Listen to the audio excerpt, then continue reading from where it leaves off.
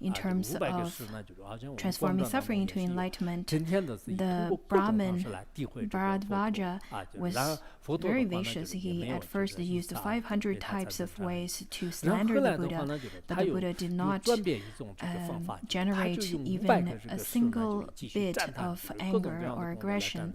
And then the Brahmin changed his method and used the 500 ways of compliment and praising the Buddha, and the Buddha did not generate even the slightest of greed or happiness. So we're not really at the state of the Buddha, of course. When people praise you, at least try not to pay too much attention. And if people slander you, especially nowadays we're using internet so much, then do not pay too much attention to that. For the wise ones, they don't believe in other people's words very easily. When people praise them, they would think, well, maybe that's not true.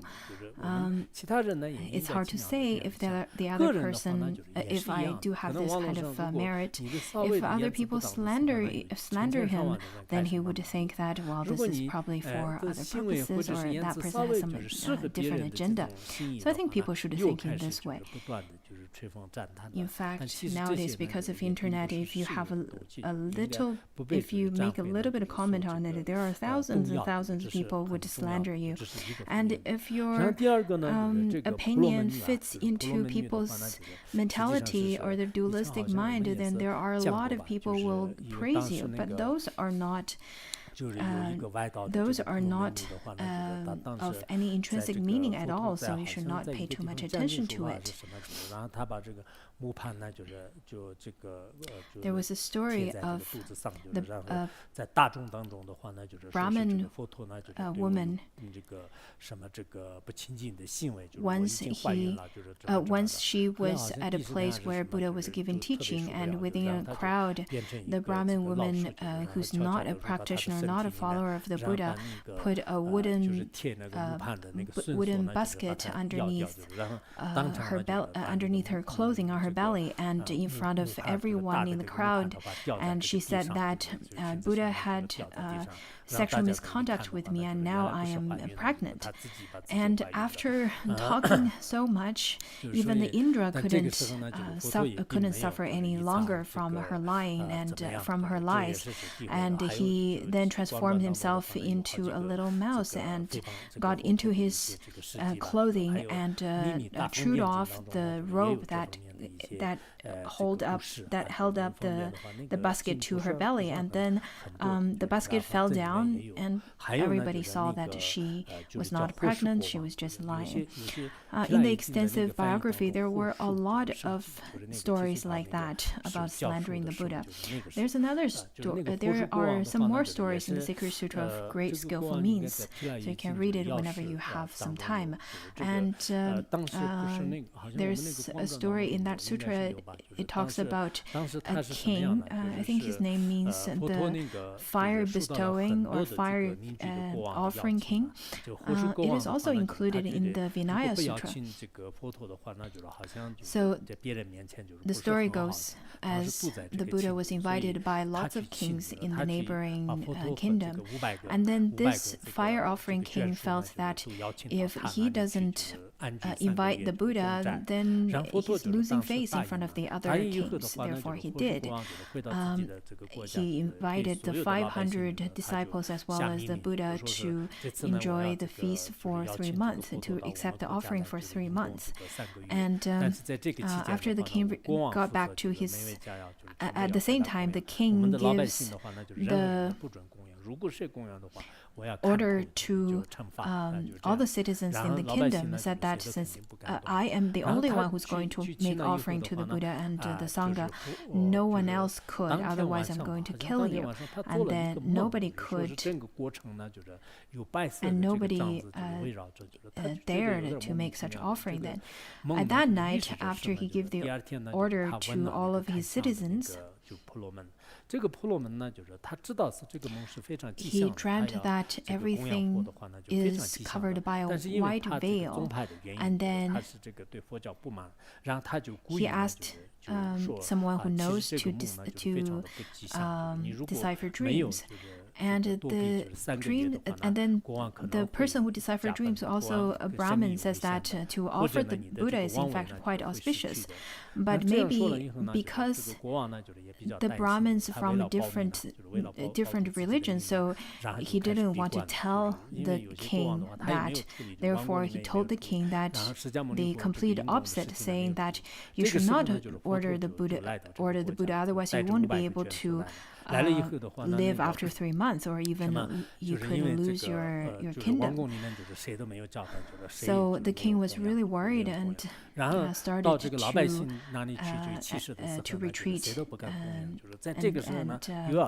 he then hid in a retreat. So when the Buddha came with the 500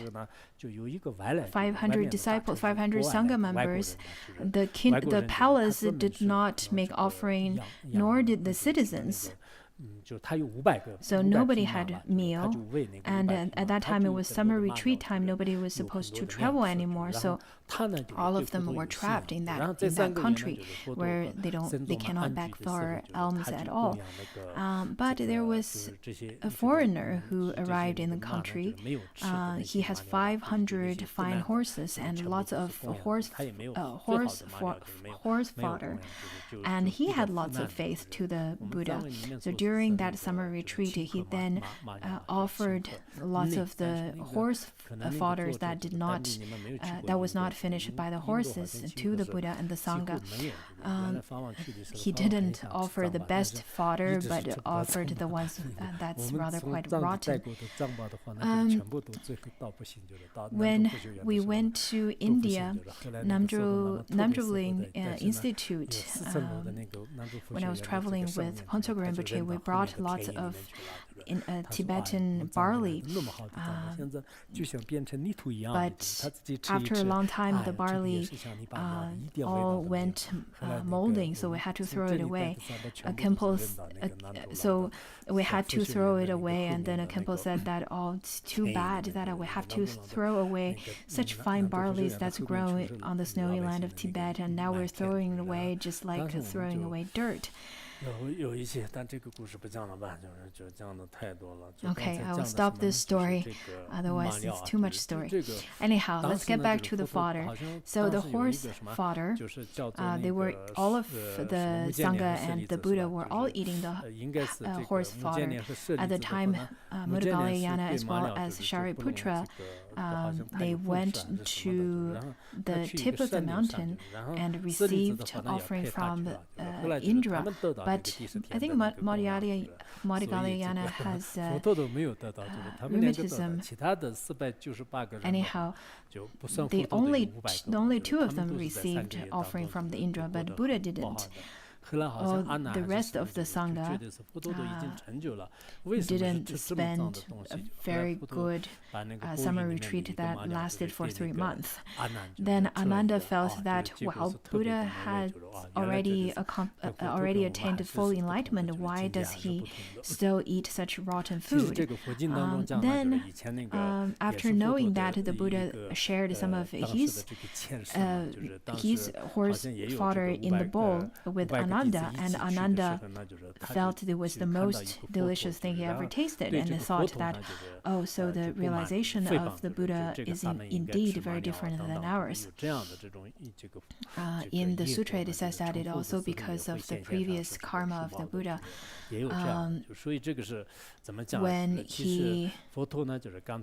When he slandered the Shramana, said that such shameless Shramana should only eat the horse fodder. With such kind of previous karma, he then Buddha in this lifetime also had to eat horse fodder with them. So there are stories like that.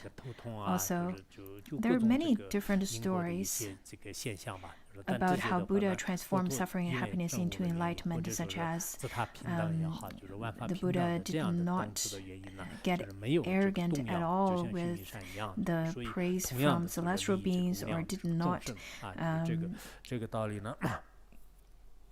get afraid with different suffering and pain, and the Buddha was in fact in a state of equanimity without moving at all, just like Mount Sumu.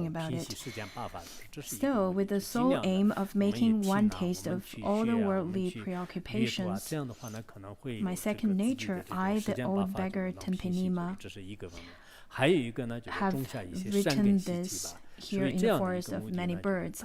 So in order to plant this, or in order to cultivate this positive habitual pattern, therefore, Tenpe Nyima, the old man, old beggar, have written this.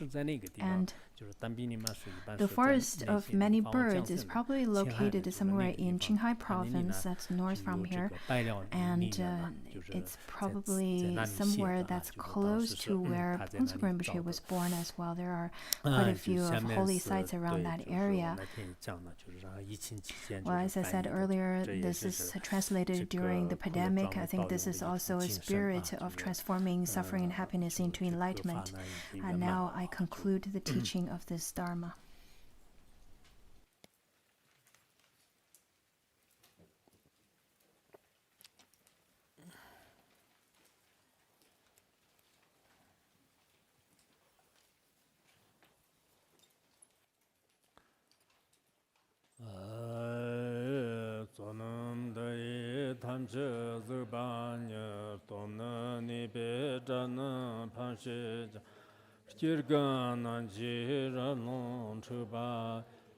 Jubum